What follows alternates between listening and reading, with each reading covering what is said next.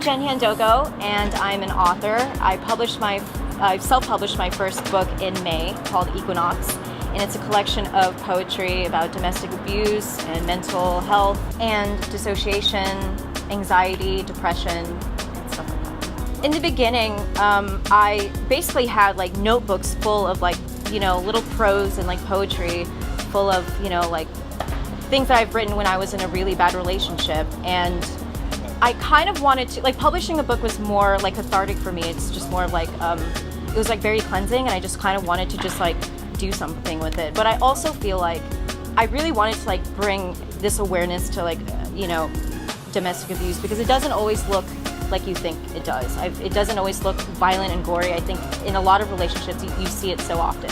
And so I just kind of wanted to start a conversation, to start talking about it, especially I was 19 when I first experienced it, and I was very vulnerable and naive. So I really wanted, young girls to kind of to see the red flags when it comes. I never truly healed from that relationship. No one ever knew about it. I never talked about it, so I never actually dealt with it. And so I knew that if I, sat there and tried to make something out of it, otherwise they would just be stories in a notebook, and it would just kind of be a waste. Why not make something? I feel like the best form of revenge is to make something beautiful out of it.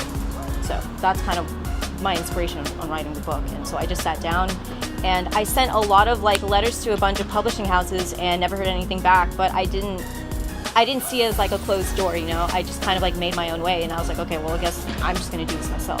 So that was. Self-publishing was a little difficult, especially it's nothing is being done for you. You have to edit it yourself, you have to design it, promote it yourself. So, but I implore every writer to do it. I mean, when I first published the book, I really didn't know where it would go. And seeing a lot of women and a lot of people responding to it so well kind of just inspired me to I don't need any help, there are people that can relate to everything that I am going through. So I think that everybody has issues. Everybody, everything that I went through isn't unique. Everybody goes through bad relationships. Everybody deals with that kind of stuff. And I feel if you find a way, whether it's writing or music or whatever, I feel if you find a way to purge on them and take the power away from all your issues, that's just, I feel everybody should do that, For me, publishing the book was just a huge weight off of my shoulders, and it's just a great feeling. I have an end game, you know what I mean? I just, as long as everything I put out starts a conversation.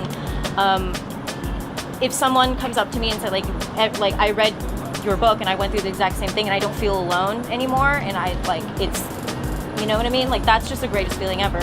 And I had this one person that said, bought your book, read it, loved it, but I gave it to my sister because she's going through a divorce, and she wanted me to tell you that it really helped her. And that's just no amount of money could buy me that, So that drives me.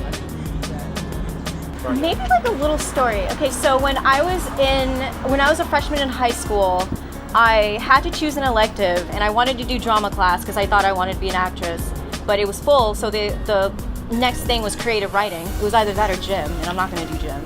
So I took creative writing, and it really turned out to be a huge pivotal point in my life, because I had a great teacher that really forced us to really dig deep.